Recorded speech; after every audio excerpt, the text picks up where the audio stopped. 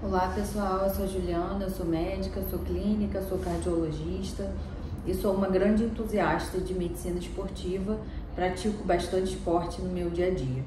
Hoje o assunto do vídeo é sobre a VFC, que é a variação da frequência cardíaca. Esse assunto está na moda, né? Vocês já ouviram falar?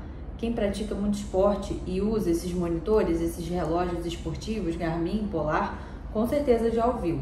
E provavelmente, se você tem um desses monitores, o seu relógio ele vai medir a sua VFC. Você entende o que é isso?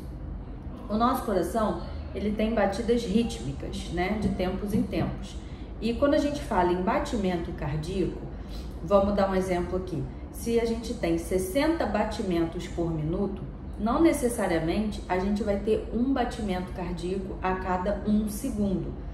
Existem pequenas diferenças de milissegundos entre um batimento cardíaco e outro, e isso é normal, tá? O nosso coração ele sofre influência do sistema nervoso autônomo, que é composto pelo sistema simpático, que é aquele sistema associado à adrenalina, aquele hormônio da luta ou fuga. Então é o sistema que vai acelerar o nosso coração, aumentar a nossa pressão, né? E o nosso coração ele vai sofrer influências do sistema autonômico parasimpático, que vai fazer justamente o oposto. Ele vai diminuir os batimentos cardíacos, diminuir a nossa pressão, né? E essa influência que o coração sofre faz com que o coração tenha acelerações e desacelerações. E inúmeros fatores do dia a dia contribuem para a gente ter mais o sistema autonômico simpático agindo e às vezes mais o sistema autonômico parasimpático agindo. Por exemplo, quando a gente faz uma atividade física, nosso sistema nervoso simpático está agindo mais para acelerar o nosso coração, aumentar a nossa pressão e gerar ali aquela demanda energética que a gente está precisando atender, né? Por outro lado, quando a gente dorme, o nosso sistema parasimpático ele está agindo mais e aí a nossa pressão cai, nossos batimentos caem e por aí vai. Então isso gera uma zona, né, de variação de frequência cardíaca, onde a gente tem que estar ali sempre dentro daquela zona, né? E fatores como sono de qualidade boa, um sono reparador, uma alimentação adequada, exercício físico e uma capacidade física adequada, um condicionamento físico adequado, são fatores que vão aumentar a nossa VFC, vão aumentar essa variação da frequência cardíaca. Idade também é outro fator bastante contribuinte, quanto mais jovem a gente é, maior a nossa VFC.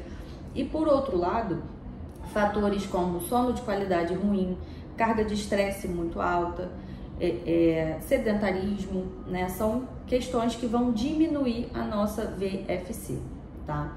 E o que isso indica? Isso indica uma capacidade adaptativa do nosso coração. Quanto maior tiver a nossa VFC, melhor. É sinal que o nosso coração consegue se adaptar de forma melhor aos estímulos. E principalmente quando aquele estímulo cessa, que o nosso coração consegue se readaptar novamente ao repouso. Então isso é um marcador de condicionamento físico, de certa forma, né? E de que o nosso sistema nervoso autônomo também, que o nosso coração está recebendo de forma adequada essas influências do nosso sistema nervoso autonômico.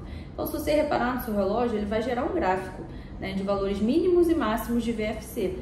Quem treina, né, e quem monitora esse dado ali no relógio, esse gráfico ele é gerado pelo seu relógio, né? E você pode reparar, se você for ficar gripado, se tem uma semana que você não está dormindo de forma adequada, você vai estar fora dessa zona desse gráfico. E por que é interessante saber esse dado? Porque é um dado bastante interessante para quem treina. Por exemplo, se você está acima desse gráfico na sua VFC, isso pode estar indicando algum overtraining, por exemplo, né? Você talvez tenha que reajustar ali o seu treinamento, cair um pouco para você não ter lesão, por exemplo, né? Então a VFC é um dado a mais que você tem, por exemplo, para prevenir lesão e fazer ali um treinamento adequado para você.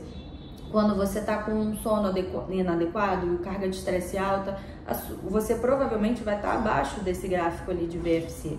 E aí isso vai ser um dado a mais que indica que talvez você deva manejar o seu estresse de forma melhor, ou naquela semana priorizar um pouco mais o seu sono, né? Que também isso tudo ajuda ali na prevenção de lesões para quem treina em alta performance aí, faz um treinamento planejado para alguma prova esportiva, enfim, com algum grande objetivo.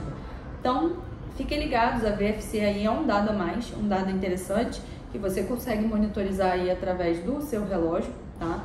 E outro dado que eu queria citar também nesse vídeo, que também traduz uma resposta autonômica do seu coração, é a queda da frequência cardíaca no primeiro minuto de repouso, tá? O que é isso? Quando você está fazendo um esforço físico, é natural que seu coração acelere, né? Durante o esforço. E quando você interrompe esse exercício físico, dentro do primeiro minuto de repouso, é esperado que o seu batimento caia pelo menos 20 batimentos. Tá? Se seu batimento está caindo menos de 10 batimentos dentro do primeiro minuto, isso pode indicar um problema, tá? Ou algum distúrbio de ritmo cardíaco ou algum distúrbio autonômico, tá? Então, pacientes, por exemplo, diabéticos, obesos, que podem ter distúrbios autonômicos, às vezes esse é um dos dados que vai surgir ali de forma inicial, né, indicando que existe sim um problema autonômico iniciando naquela pessoa, naquele paciente.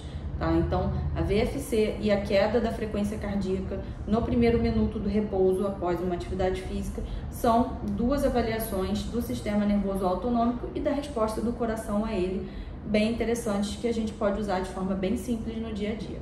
Tá bom? Então fiquem ligados aí para os próximos vídeos. Espero ter contribuído aí com um pouquinho mais de informação para vocês de qualidade. Até a próxima!